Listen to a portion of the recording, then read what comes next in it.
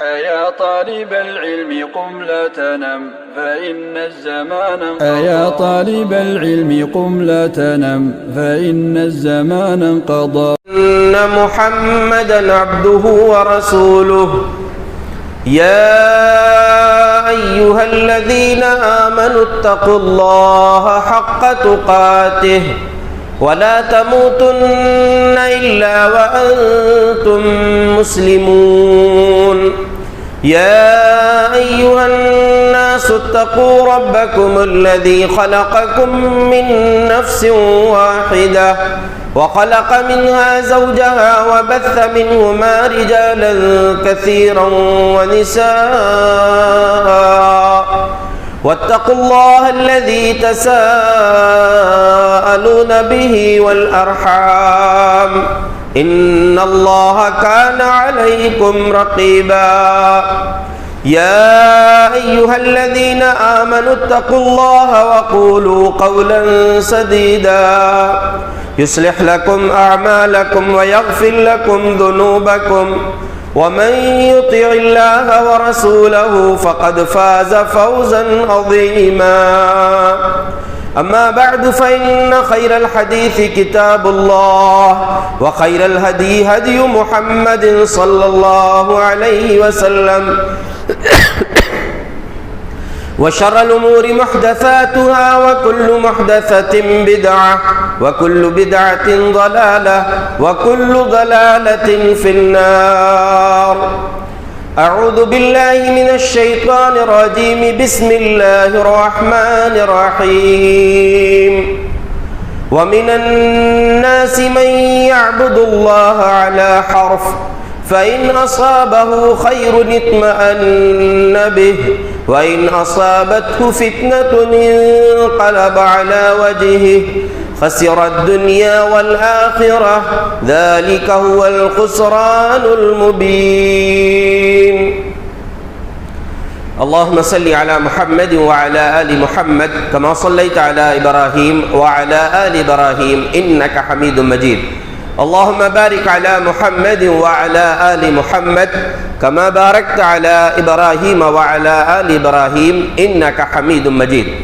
رب اشرح لي صدري ويسر لي أمري واحلل عقدة من لساني يفقه قولي.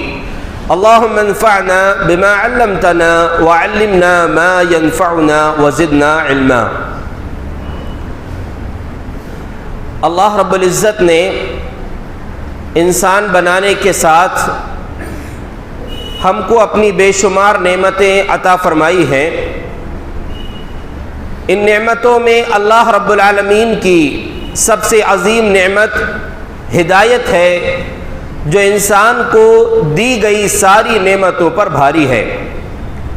اللہ تبارک و تعالی نے کسی قربانی کے بغیر، کسی پریشانی اور آزمائش و امتحان کے بغیر ہدایت جیسی، اسلام جیسی نعمت ہم کو عطا کیا ہے. ہمیں اس کی قدر کرنے کی ضرورت ہے. کتنے مسلمان گھر میں پیدا ہونے والے ایسے لوگ ہیں جن کو آسانی سے وراثت میں دین اسلام ملا ہوا ہے، ان کو اس دین کی کوئی قدر و منزلت نہیں معلوم. لیکن ہمیں اس بات پر غور کرنا چاہیے کہ اللہ تبارک و تعالی نے کائنات کی مقدس ہستیوں سے جڑے ہوئے خونی رشتہ رکھنے والے لوگوں کو بھی یہ دین، ہدایت، اسلام کی نعمت عطا نہیں کیا. یہ اللہ کی مرضی ہے. اللہ تبارک و تعالی نے اپنے آخری پیغمبر جناب محمد الرسول اللہ صلی اللہ علیہ وسلم سے یہ بات کہی ہے، اِنَّكَ لَا تَهْدِي مَنْ أَحْبَبْتَ وَلَكِنَّ اللَّهَ يَهْدِي مَنْ يَشَاءُ. اے محمد صلی اللہ علیہ وسلم، جسے آپ چاہیں اسے ہدایت نہیں دے سکتے. ہدایت تو اللہ رب العالمین جس کو چاہتا ہے دیتا ہے. اگر آپ کائنات میں دنیا کے پچھلے انبیاء کرام کے واقعات پر بھی غور کریں گے تو ابراہیم علیہ السلام جیسے نبی جن کو اللہ نے یہ بات کہی جن کے بارے میں واتخذ اللہ ابراہیم خلیلا، اللہ نے ابراہیم کو اپنا دوست بنایا۔ ابراہیم سے اللہ تبارک و تعالیٰ نے یہ کہا تھا انی جاعلک للناس اماما، اے ابراہیم سارے امتحانات میں تم ثابت قدم رہے ہو، سارے امتحانات تم نے پاس کیے ہو، اس کا اب تم کو ہم انعام یہ دے رہے ہیں کہ ہم تمہیں پوری کائنات کا امام بناتے ہیں۔ لیکن ابراہیم علیہ السلام کے باپ کو ہدایت نہیں ملی، اس کو دین کی یہ نعمت نہیں ملی جو ہم کو ملی ہوئی ہے۔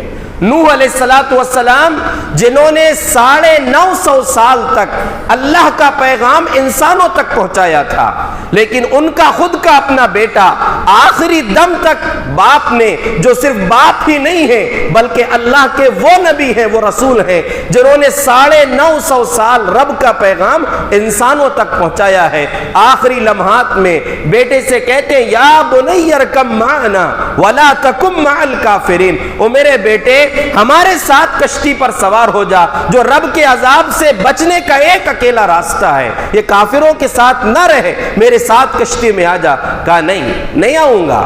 کہا کہ آج اللہ کے عذاب سے کوئی بچانے والا نہیں ہے۔ قال سآوی الی جبل یعصمنی من الماء، ابا جان آپ کی کشتی کی ضرورت نہیں ہے، کسی پہاڑ پر چڑھ کر اپنے آپ کو رب کے عذاب سے بچا لوں گا۔ لیکن باپ کے انتہائی آخری لمحات میں بھی سمجھانے پر بیٹے کو سمجھ میں نہیں آئی، ہدایت قسمت میں نہیں تھی۔ وحال بینہم الموج فکان من المغرقین، ایک موج آئی پانی کی اور وہ ڈوبنے والوں میں شامل ہو گیا۔ باپ کے دل میں پھر بھی تڑپ تھی، پھر رب سے دعا کی کہ اے میرے رب ان ابنی من اہلی، میرا بیٹا میرے اہل میں سے ہے، تیرا وعدہ ہے کہ تو میری اہل کو نجات دے گا۔ اللہ نے کہا کہ نوح چاہے نسلی طور پر تمہارا بیٹا صحیح، لیکن انہو عمل غیر صالح، وہ اس کے عمل ایسے نہیں تھے کہ وہ تمہارا بیٹا ہونے کے لائق ہو، وہ عذاب سے بچ جائے، اسی لیے اس کو نجات نہیں مل سکتی۔ اللہ کا پیغام انسانوں تک 950 سال تک جس نبی نے پہنچایا، اس کے بیٹے کو ہدایت نہیں ملی۔ اور اس سے بڑی بات کیا ہوگی کہ ہمارے اللہ کے آخری نبی، ہمارے اور آپ کے نبی جناب محمد الرسول اللہ صلی اللہ علیہ وسلم، جن کو ساری کائنات کے لیے، ساری انسانیت کے لیے، جنوں کے لیے اللہ تبارک و تعالیٰ نے رسول بنا کر بھیجا، اس اسلام کی دعوت کا ایک اہم حصہ اور دعوت کو آگے بڑھانے کے کام میں انتہائی مددگار آپ کے اپنے چچا ابو طالب تھے، جنہوں نے بے تحاشا آپ کی مدد کی تھی، یہاں تک کہ مکہ والے تنگ آ کر ابو طالب کے پاس پہنچے، درخواست کی کہ اپنے بھتیجے کو اس کام سے روکو۔ کئی ایک مرتبہ آئے، لیکن جب کوئی درخواست قبول نہیں ہوئی تو دھمکی دیتے ہوئے مکہ کے لوگوں نے کہا تھا ابو طالب بہت ہو چکا، اب آپ کے بھتیجے کو یا تو روک لو یا پھر ہم تمہارے خلاف ایسی جنگ جاری کر دیں گے کہ کسی ایک گروہ کا صفایا ہو جائے گا، نتیجہ یہی ہوگا، اسی لیے آپ اپنے بھتیجے کو روکو۔ چچا کو اب ذرا احساس ہوا، یہ بات ذرا مشکل گزری، بھتیجے جناب محمد الرسول اللہ صلی اللہ علیہ وسلم کو بلوایا اور کہا کہ بھتیجے اب تمہارے خاندان کے لوگوں نے، شہر کے لوگوں نے آ کر سخت بات کہی ہے، اب اپنے آپ پر بھی اور مجھ پر بھی کچھ رحم کرو۔ پیارے نبی کو احساس ہوا کہ شاید اب چچا ساتھ چھوڑ دیں گے، چچا جو اب تک ساتھ دے رہے تھے اس دعوت میں، اب شاید چچا کا ساتھ نہیں رہے گا۔ پیارے رسول صلی اللہ علیہ وسلم نے کہا کہ چچا جان اگر یہ لوگ میرے ایک ہاتھ میں چاند اور دوسرے پر سورج رکھ دیں تب بھی میں اللہ کے اس پیغام کو لوگوں تک پہنچانے سے رکنے والا نہیں ہوں، یا تو میری زندگی ختم ہو جائے یا اللہ رب العالمین کا معاملہ مکمل ہو جائے۔ پیارے نبی کی آنکھوں میں آنسو ڈب ڈبانے لگے، جب پلٹنے لگے تو چچا نے بلا کر کہا واللہ لن یصلوا الیک بجمعہم حتی اوسد فی التراب دفینا فاصدع بامرک ما علیک غضاضا وابشر اپنے بھتیجے کو اب تسلی دیتے ہوئے چچا نے کہا کہ اللہ کی قسم اے میرے بھتیجے اب تو اپنے کام کو کر، اللہ کی قسم یہ پورے گروہ کے ساتھ بھی اگر آئیں گے تو تیرے پاس اس وقت تک نہیں پہنچ سکتے جب تک مجھ کو زمین میں دفن نہ کر دیا جائے۔ یعنی اگر ہم یہ کہیں کہ حضرت ابو طالب کے جذبات یہ کہہ رہے تھے کہ بھتیجے اپنی دعوت کو جاری رکھ، اب تیری دعوت کو روکنے کے لیے ان کو میری لاش پر سے گزرنا پڑے گا، اس لیے اب تو اپنا کام کھلم کھلا کر، کوئی پریشانی نہیں، تیرے لیے کوئی دقت نہیں ہے۔ وَأَبْشِرْ وَقَرَّ بِذَاكَ مِنْكَ عُيُونًا، اور بشارت سن، خوش ہو جا، اور اس سے تیری آنکھوں کو ٹھنڈک بھی مل جائے گی، اب کھلے عام تو کام کر۔ یہ چچا جس نے اس حد تک اپنی جان بھی قربان کرنے کو تیار، لیکن اس چچا کو ہدایت نہیں ملی۔ اب آپ اندازہ کیجئے میں نے اور آپ نے اس دین کے لیے کیا کیا ہے، ہم نے کون سی قربانی دی ہے، ہم نے کون سا خرچ کیا ہے، ہم نے کون سا اپنے آپ کو قربان کرنے کے لیے پیش کیا ہے، لیکن رب نے اتنی بڑی نعمت اتنی آسانی سے دے دی۔ اللہ کے بندو اس کی قدر کرو۔ ہم کو پہلی بات اس کو سوچنا چاہیے کہ اللہ کی یہ نعمت، اللہ کا یہ انعام کتنا بڑا ہے کہ یہ اللہ نے پوری کائنات بنائی ہے، بے شمار نعمتیں ہم کو دی ہیں، لیکن جب اسلام کے پیغمبر کو اللہ نے بھیجا تو کیا کہا تھا؟ لَقَدْ مَنَّ اللَّهُ عَلَى الْمُؤْمِنِينَ إِذْ بَعَثَ فِيهِمْ رَسُولًا مِّنْ أَنفُسِهِمْ۔ اللہ کا احسان ہے کہ اللہ نے مومنوں پر انہی کے بیچ میں سے ان کے لیے رسول بھیجا ہے جو اللہ کی آیات کو پڑھ کر سناتا ہے، ان کا تزکیہ کرتا ہے، ان کو اللہ کا پیغام سناتا ہے۔ 23 سال کی لمبی مدت میں یہ دین اسلام کے پیغامات، یہ تعلیمات تھوڑی تھوڑی کر کے اللہ رب العالمین نے مکمل کیا۔ میں بتانا یہ چاہتا ہوں کہ یہ نعمت کتنی بڑی ہے۔ احساس غیروں نے کیا ہے لیکن ہم نے نہیں کیا۔ صحابہ نے سمجھا تھا یہ کہ یہ نعمت کتنی بڑی ہے، کیونکہ انہوں نے قربانیاں پیش کر کے، قربانیاں دے کر یہ دین کو حاصل کیا تھا۔ صحیح بخاری میں ہے کہ ایک یہودی حضرت عمر رضی اللہ عنہ کے پاس آیا، عمر بن خطاب رضی اللہ عنہ کے دور خلافت میں، اور کہا کہ یا امیر المؤمنین آیت فی کتابکم تقرؤونها لو علینا معشر الیہود نزلت لاتخذنا ذلک اليوم عیدا۔ امیر المومنین آپ لوگ آپ کی کتاب میں قرآن میں ایک ایسی آیت پڑھتے ہو، اگر وہ آیت ہمارے اوپر یعنی یہود و نصارہ کے اوپر، یہود کے اوپر نازل ہوتی، لاتخذنا ذلک اليوم عیدا، اس دن کو ہم خوشی کا دن بنا لیے ہوتے۔ یعنی وہ آیت ہم پر نازل ہوتی، تورات میں آئی ہوتی، تو ہم اس آیت کے نازل ہونے کے دن کو عید کا دن بنا لیتے، ہر سال اس کو عید کا خوشی کا دن مناتے۔ امیر المومنین نے کہا کہ کون سی آیت ہے؟ کہا الیوم اکملت لکم دینکم واتممت علیکم نعمتی ورضیت لکم الاسلام دینا، کہ آج میں نے جو حجۃ الوداع کے دن، یہ حجۃ الوداع میں جو آیت نازل ہوئی تھی، اس موقع پر اللہ کے رسول کی زندگی کا پہلا اور آخری حج تھا، اس موقع پر جب یہ آیت نازل ہوئی تھی کہ اے نبی ہم نے آج الیوم اکملت لکم دینکم، تمہارے دین کو تمہارے لیے مکمل کر دیا، واتممت علیکم نعمتی، میری نعمت دین اسلام تمہارے لیے مکمل کر دیا، وَرَضِيتُ لَكُمُ الْإِسْلَامَ دِينًا، اور دین اسلام کو تمہارے لیے پسند کر لیا۔ امیر المومنین نے جواب دیا لَقَدْ عَرَفْنَا ذَلِكَ الْيَوْمِ وَالْمَكَانَ الَّذِي أُنزِلَتْ فِيهِ عَلَى النَّبِيِّ صلی اللہ علیہ وسلم وَهُوَ قَائِمٌ بِعَرَفَةَ يَوْمَ جُمْعَةٍ۔ تم کیا بات کرتے ہو؟ اس یہودی سے کہا کہ ہم کو معلوم ہے وہ آیت کس دن اور کس جگہ پر نازل ہوئی تھی، وہ عرفہ کا دن تھا جو حج میں سب سے اہم دن ہے، جس کے بارے میں نبی نے فرمایا ہے الحج عرفہ، حج کا اصل رکن جو ہے وہ عرفات کے میدان میں وقوف کرنا ہے۔ تو کہا کہ عرفات کے میدان میں جس وقت اللہ کے رسول صلی اللہ علیہ وسلم تشریف فرما تھے، اس دن یہ آیت نازل ہوئی تھی، اور اتفاق کی بات وہ جمعہ کا بھی دن تھا، جمعہ کے دن یہ آیت نازل ہوئی، اور جمعہ تو ویسے بھی ہفتے کی دن کی عید ہے، اور عرفہ کا دن انتہائی اہم دن ہے، اس کے دوسرے دن عید الاضحیٰ ہوتی ہے، خوشیوں کا خزانہ ہے یہ، اس دن یہ آیت نازل ہوئی تھی۔ صحابہ نے اس کو سمجھا تھا، اور یہودیوں نے سوچا، انہوں نے سمجھا تھا کہ یہ نعمت کتنی بڑی ہے، یعنی مکمل دین رب نے ہم کو دیا ہے، یہ کتنی بڑی نعمت ہم کو عطا کی گئی ہے۔ ذرا تصور کر کے دیکھیے، سوچئے، بغیر کسی قربانی کے، بغیر کسی پریشانی کے یہ نعمت آپ کو ملی۔ ان لوگوں سے پوچھو جو ہدایت جن کو ملتی ہے بعد میں، جو اپنے دین و مذہب کو چھوڑ کر اپنے گھر والوں سے، اپنے خاندان سے، اپنے سماج سے دشمنی لے کر آتے ہیں، کون کون سی آزمائشوں سے گزرنا پڑتا ہے، ان سے پوچھو کہ دین کتنی قیمتی چیز ہے، یہ اسلام کتنی بڑی نعمت ہے۔ لیکن اگر ہم آج مسلمانوں کا معائنہ کریں تو غلط تصورات ہمارے بیچ میں ہیں، غلط معیار ہے دین پر عمل کرنے کے۔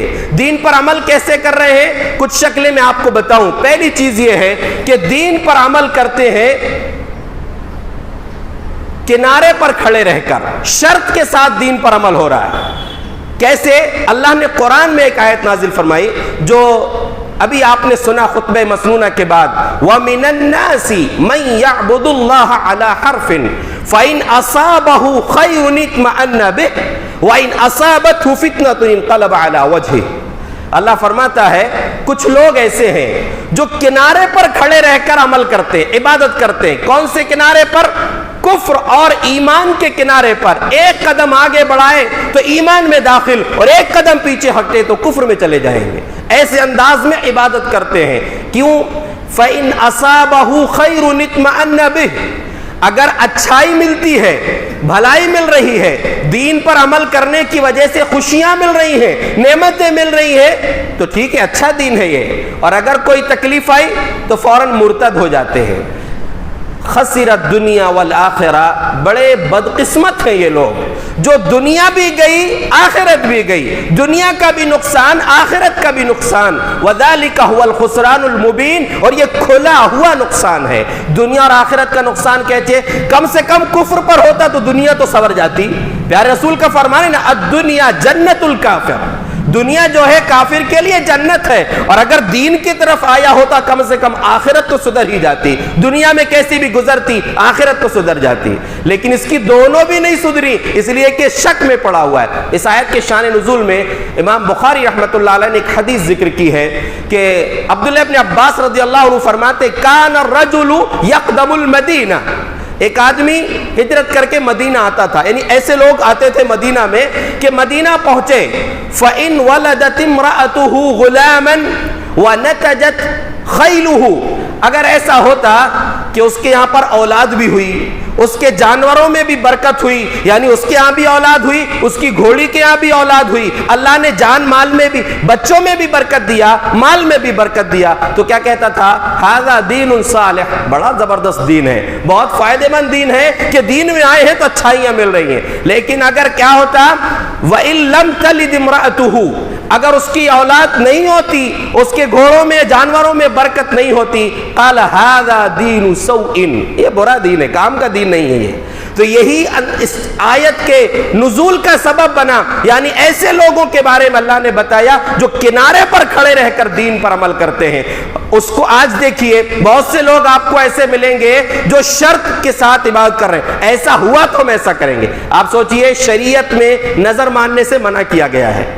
نظر مانتے نا کہ میرا یہ کام ہو گیا تو میں اتنا خرچ کروں گا، یعنی اللہ سے گویا کہ آپ یہ کہہ رہے ہیں پہلے میرے ساتھ اچھا کرو تب میں اچھا کروں گا۔ اللہ کے رسول صلی اللہ علیہ وسلم نے فرمایا، لا تنظروا فإن النظر لا يغني من القدر شيئا، لوگوں نظر مت مانا کرو، نظر ماننے سے تقدیر نہیں بدلتی، نظر ماننے سے فائدہ کچھ نہیں ہوتا، انما يستخرج به من البخیل، نظر ماننے سے فائدہ صرف اتنا ہے کنجوس کا مال نکل جاتا ہے، جو ویسی خرچ نہیں کرتا کم از کم نظر ماننے کے بعد خرچ کر لیتا ہے۔ یہ الگ بات ہے کہ اگر نظر مان لیے تو پوری کرنا پڑے گا، نظر مان لیے تو پوری کرنا ہے، لیکن نظر مانو مت، نظر ماننے کا حکم یا اجازت حکم اللہ کے رسول صلی اللہ علیہ وسلم نے نہیں دیا۔ گویا کہ اس انداز میں ہم شرط لگاتے ہیں، جیسے ایک آدمی کی ہوٹل ہے، ہوٹل چلاتے ہوئے وہی سوچے کہ روزانہ اتنا کھانا اگر میں نے بیچ لیا تو اللہ کی راہ میں صدقہ کروں گا۔ کپڑا دکان والا شرط لگا لے، نظر مان لے کہ مہینے میں اتنے کپڑے میں نے بیچ لیا، اتنے کی آمد ہو گئی تو اتنے غریبوں کو کپڑے پہناؤں گا۔ پلاٹنگ کرنے والا 2-4-10 ایکڑ میں پلاٹنگ کرتے ہوئے یہ نظر مانے کہ 100 پلاٹ 50 پلاٹ بک گئے اچھی قیمت میں تو مسجد کے لیے ایک پلاٹ دے دوں گا۔ یہ شرط ہے، یعنی آپ نظر لگا رہے، مان رہے یہ کہہ کر کہ اللہ ہمارے ساتھ اچھا کرے گا تب ہم اچھا کریں گے. الٹا کر رہے ہم. سیدھا کیا کرنا ہے؟ اللہ رب العالمین خود کہتا ہے یا ابن آدم انفق انفق علیک، اے آدم کی اولاد تو خرچ کر، میں تجھ پر خرچ کروں گا. یعنی ایسا نہیں کہ پہلے مجھ کو آزما، تو کر تو صحیح، تو خرچ تو کر، کیسے دوں گا میں، تجھے تصور بھی نہیں ہوگا. اور کتنی بڑی بات ہے یہ کہ تو خرچ کر، میں تجھ پر خرچ کروں گا. اس کا ایک تو اللہ کا وعدہ ہے وَمَنْ أَصْدَقُ مِنَ اللَّهِ قِيلًا، اللہ سے زیادہ سچی بات کس کی ہوگی. اور دوسرا پہلو اس کا یہ ہے، صحیح بخاری کی ایک روایت ہے، نبی صلی اللہ علیہ وسلم نے فرمایا مَا مِنْ يَوْمٍ يُصْبِحُ الْعِبَادُ فِيهِ إِلَّا مَلَكَانِ يَنزِلَانِ.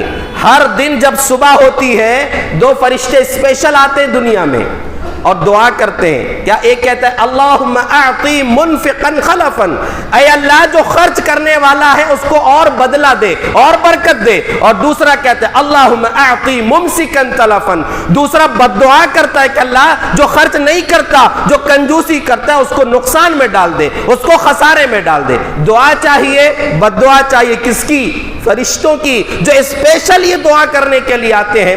آگے آپ کی مرضی ہے. تو یہ یاد رکھیں، اللہ سے یہ نہیں کہنا کہ ہم اگر ایسا کریں گے، ایسا اگر ہمارے ساتھ ہو گیا تو ایسا کریں گے. نہیں، پہلے آپ نیکی کرو، پہلے آپ خرچ کرو. اور خرچ کرنے والوں کو اللہ بے حساب دیتا ہے، اس قدر دیتا ہے اور ایسی جگہ سے دیتا ہے انسان کو تصور بھی نہیں ہوتا. تو اسلام پر عمل کرنے کا غلط معیار یہ ہے کہ ہم پہلے شرط لگا لیں اگر ہمارے ساتھ ایسا ہوگا تو ایسا کریں گے، ہم کو اتنا ملے گا تو ہم اتنا خرچ کریں گے. نہیں، آپ پہلے خرچ کرو، پہلے نیکیاں کرو، پہلے عبادت کرو، بعد میں اللہ تبارک و تعالیٰ دینے والا ہے. اور یہ یاد رکھیں، اسلام خرچ کرنے، اسلام قربان کرنے کا نام ہے. یہ نہیں کہ ہم دین پر آئے ہیں تو وہی انداز ہو گیا نا ہمارا. وہی آدمی وہی لوگ جو مدینہ آ کر ہجرت کر کے آتے تھے، مدینہ جیسی جگہ میں ہجرت کر کے آئے ہیں، لیکن جب دین کو حاصل کرنے کے بعد فائدہ نہیں ملا تو مرتد تک ہو جاتے تھے. تو یہی معاملہ تو ادھر بھی ہو سکتا ہے نا. ہم یہ یاد رکھیں کہ اسلام جو ہے یہ قربانی کا نام ہے، اسلام قربانی چاہتا ہے. ذرا تصور کر کے دیکھیں، سوچے صحابہ نے کیسی قربانیاں دی تھی. صہیب رومی رضی اللہ عنہ روم سے آئے تھے، ہجرت کر کے پہلے آئے تھے روم سے، مکہ آئے تھے.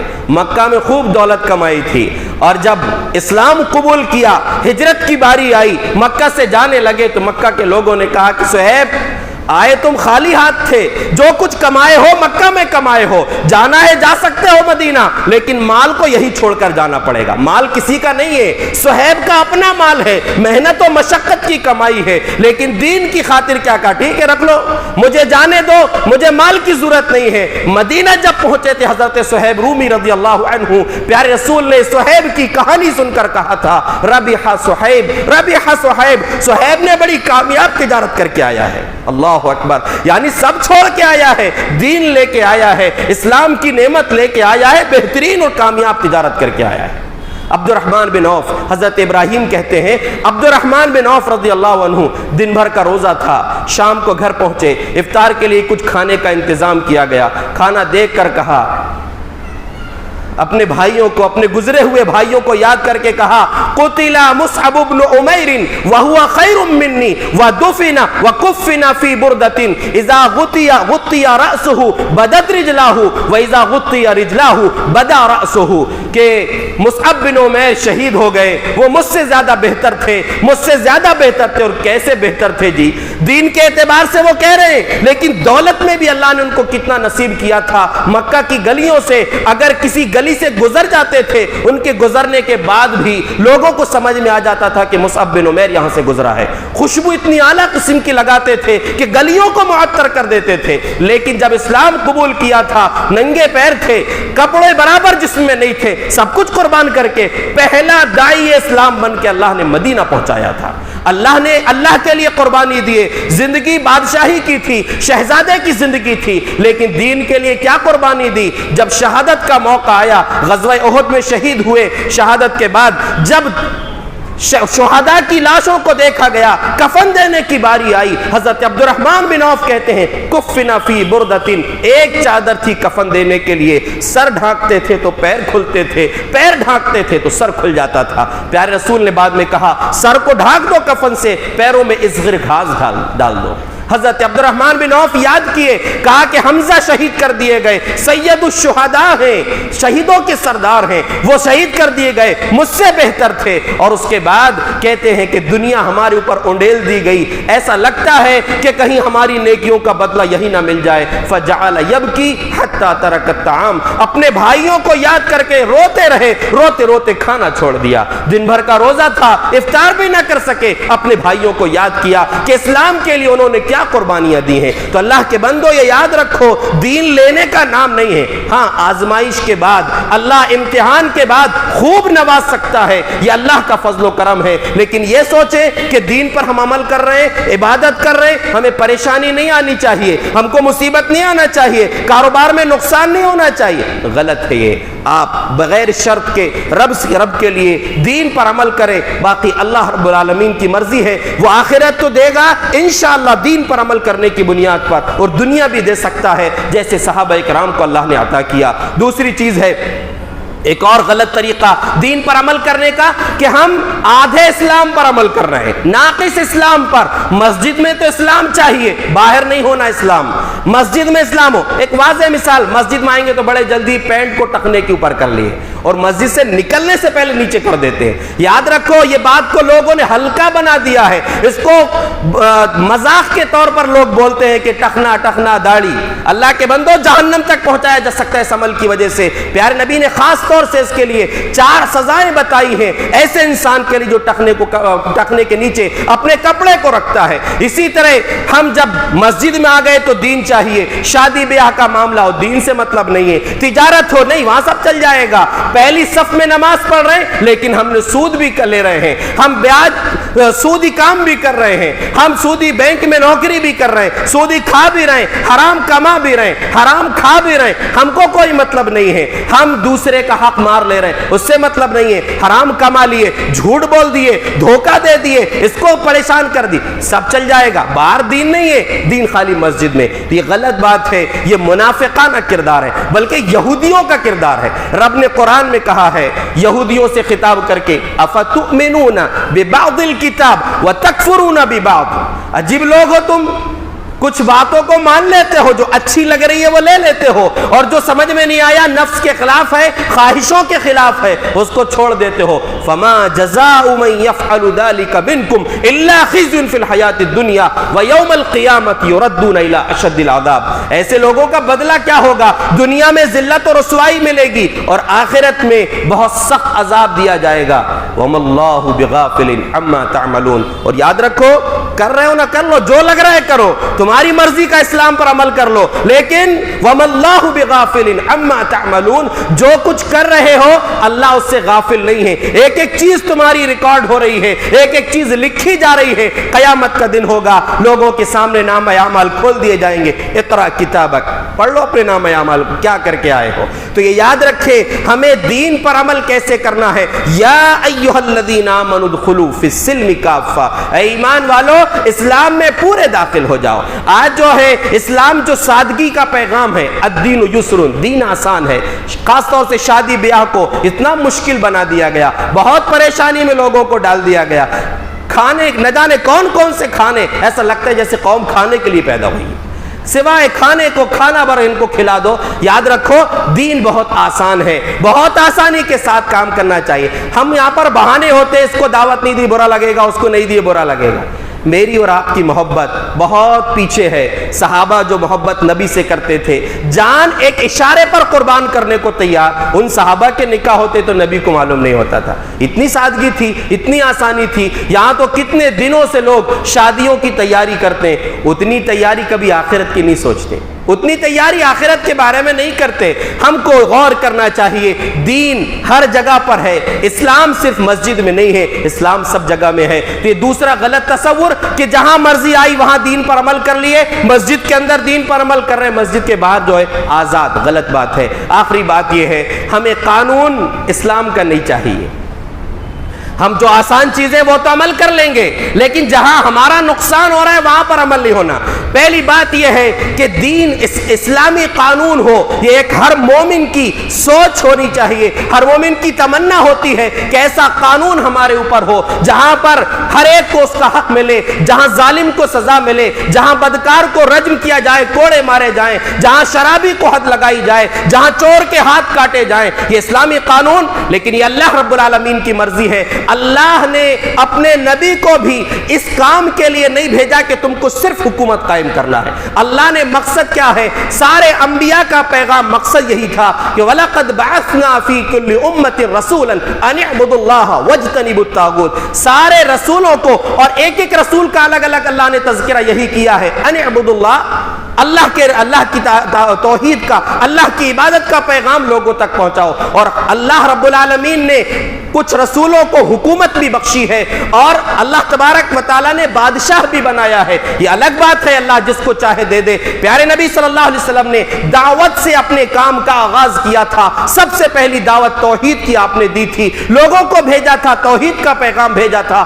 رسول بادشاہوں کے وقت کے بادشاہوں کے پاس پیغام بھیجا تھا، توحید کا پیغام بھیجا تھا۔ لیکن جب اللہ نے اس حکومت کو قائم کیا، اللہ تبارک و تعالیٰ نے بعد میں بھی اس نظام کو، اس خلافت کے نظام کو برقرار رکھا۔ لیکن یہ یاد رکھیں، ہمارا کام دعوت کا ہے، ہمارا کام عمل کا ہے۔ اللہ تو نعمت کے طور پر دے دیتا ہے، رب کا وعدہ ہے، وعد اللہ الذین آمنوا منکم وعملوا الصالحات لیستخلفنہم فی الارض کما استخلف الذین من قبلہم۔ اگر تم ایمان اور عمل صالح کے ساتھ زندگی گزارو گے، رب کا وعدہ ہے جیسے پچھلے لوگوں کو خلیفہ بنایا تھا، تم کو بھی زمین کا خلیفہ بنا دے گا۔ بتانا مقصود یہ ہے کہ ہم دین پر آسانی سے عمل تو کر رہے ہیں، لیکن جب بات آتی ہے جہاں ہمارا نقصان ہو جائے، دین کا، ہمیں اسلام کا قانون نہیں چاہیے۔ جیسے وراثت کا معاملہ ہے، لوگ اپنا حق لینے کے لیے تو لڑ پڑتے ہیں، جب دوسرے کا حق دینے کی باری آتی ہے تو نہیں مانتے۔ ہم یہ یاد رکھیں، اسلامی قانون ہمیں یہ سکھاتا ہے، وراثت میں جیسے لڑکوں کا حق ہے ویسے لڑکیوں کا حق ہے۔ اللہ تبارک و تعالیٰ نے واضح طور پر کہا ہے لِلرِّجَالِ نَصِيبٌ مِّمَّا تَرَكَ الْوَالِدَانِ وَالْأَقْرَبُونَ وَلِلنِّسَاءِ نَصِيبٌ مِّمَّا تَرَكَ الْوَالِدَانِ وَالْأَقْرَبُونَ مِمَّا قَلَّ مِنْهُ أَوْ كَثُرَ نَصِيبًا مَّفْرُوضًا، کہ مردوں کے لیے جیسے حق ہے، عورتوں کے لیے بھی ان کا حق شریعت نے رکھا ہے، چاہے مال کم ہو یا زیادہ ہو، جتنا حق بیٹیوں کا بنے گا اتنا حق ان کو دینا پڑے گا۔ اور وراثت کی تقسیم کے ذکر کے بعد اللہ نے یہ کہا ہے تِلْكَ حُدُودُ اللَّهِ، یہ اللہ کی حدیں ہیں۔ وَمَن يَعْصِ اللَّهَ وَرَسُولَهُ وَيَتَعَدَّ حُدُودَهُ، جو اللہ اور اس کے رسول کی نافرمانی کرے گا، اس کی حدوں کو پار کرے گا، تو یہ یاد رکھے يُدْخِلْهُ نَارًا خَالِدًا فِيهَا، اللہ اس کو ہمیشہ ہمیشہ کے لیے جہنم میں ڈال دے گا۔ وَلَهُ فِيهَا عَذَابٌ مُّهِينٌ، اور اس کے لیے اس میں ذلت والا، رسوا کر دینے والا عذاب اللہ نے رکھا ہے۔ تو اللہ کے بندو، ہمیں یہ یاد رکھنا چاہیے شریعت کے راستے ہمارے لیے کھلے ہوئے ہیں۔ ہمارے سامنے جب اس طرح وراثت کا مسئلہ پیش آئے، ہمیں شریعت کی روشنی میں اپنے مسئلے کو حل کرنا چاہیے۔ طلاق کا معاملہ ہے، جیسے ایسے بھی حادثات ہوتے ہیں کہ ایک عورت کو 3 طلاق ہو گئی، اس کی شوہر سے اس کی زندگی ختم ہو چکی، اس کی ازدواجی زندگی کا معاملہ ختم ہو گیا، لیکن کیس دائر کر دیے، خرچہ چاہیے۔ 3 طلاق ہو گئی، ہمیشہ کے لیے اس کے لیے حرام ہو گئی، وہ جب تک کسی اور سے نکاح ہونے کے بعد وہ اس کو نہ چھوڑ دے، وہ نہ مر جائے، پھر سے اس کے بعد وہ واپس آ سکتی ہے۔ لیکن 3 طلاق ہونے کے بعد اپنی زندگی گزار رہی ہے اور پچھلے شوہر سے خرچہ بھی لے رہی ہے، حرام ہے یہ۔ اگر وہ دنیاوی حکومتیں، دنیاوی قانون کے اعتبار سے اس کو مل بھی جاتا ہے، لیکن شریعت کی روشنی میں وہ اس کے لیے ایک ایک پائی اس کے لیے حرام ہے۔ ہمیں یاد رکھنا چاہیے کہ ہمیں جو پیغام دیا گیا ہے، آخری بات یہ ہے کہ یہ منافقانہ کردار ہے۔ منافقوں کے بارے میں اللہ تبارک و تعالیٰ نے فرمایا اذا دعوا الی اللہ ورسولہ لیحکم بینہم، جب ان کو اللہ اور اس کے رسول کی طرف بلایا جاتا ہے کہ شریعت کی روشنی میں تمہارے معاملات کو حل کر دیا جائے گا، اذا فریق منہم معرضون، تو ایک گروہ اس میں سے الگ ہو جاتا ہے، نہیں ہم کو نہیں جمتا یہ۔ لیکن وَإِن يَكُن لَّهُمُ الْحَقُّ يَأْتُوا إِلَيْهِ مُذْعِنِينَ، لیکن جب یہ لگتا ہے کہ حق اپنے کو ملنے والا ہے، فیصلہ ہمارے حق میں ہوگا، تو بڑی خوشی خوشی آ جاتے ہیں۔ یہ منافقانہ کردار ہے۔ اور مومنوں کا کردار کیا ہے؟ اللہ رب العالمین نے آگے فرمایا انما كان قول المؤمنین اذا دعوا الى الله ورسوله ليحكم بينهم ان يقولوا سمعنا واطعنا واولئك هم المفلحون، کہ مومنوں کا معاملہ یہ ہے، چاہے نقصان ہو فائدہ ہو، لیکن جب اللہ اور اس کے رسول کے لیے بلایا جاتا ہے، ان کے پیغام، ان کے فیصلوں کی طرف بلایا جاتا ہے، تو خوشی سے کہتے ہیں بالکل ہم نے سنا اور ہم اس کو مانیں گے۔ اللہ فرماتا ہے یہی لوگ کامیاب ہیں۔ تو اللہ کے بندو، ہمارے لیے دین اسلام انتہائی سب سے بڑی نعمت ہے۔ اللہ نے ہم کو جو زندگی میں بے شمار نعمتیں دی ہیں، سب سے بڑی نعمت ہے دین اسلام۔ اس کی قدر و منزلت کو سمجھو اور اس کو اپنی مرضی کے مطابق عمل نہ کر کے، بلکہ حقیقت میں جیسے رب کی مرضی ہے، اللہ اور اس کے رسول نے جو ہمیں سکھایا ہے، اس انداز میں اپنے دین پر عمل کرنے کی کوشش کرو۔ آخرت تو انشاءاللہ بن ہی جائے گی، اور رب چاہے گا تو دنیا بھی اللہ رب العالمین انڈیل کر دے گا۔ اس لیے کہ اللہ تبارک و تعالیٰ نے خود یہ بات ہم سے کہی ہے۔ اللہ رب العالمین سے دعا ہے جو کچھ باتیں میں نے عرض کیا ہے، اللہ ہم سب کو سمجھنے کی توفیق عطا فرمائے۔ اسلام جیسی نعمت کی قدر و منزلت کو سمجھنے اور اس کے مطابق عمل کر کے دوسروں تک اس کے پیغام کو پہنچانے کی ہمیں توفیق عطا فرمائے۔ آمین۔ وآخر دعوانا ان الحمد للہ رب العالمین۔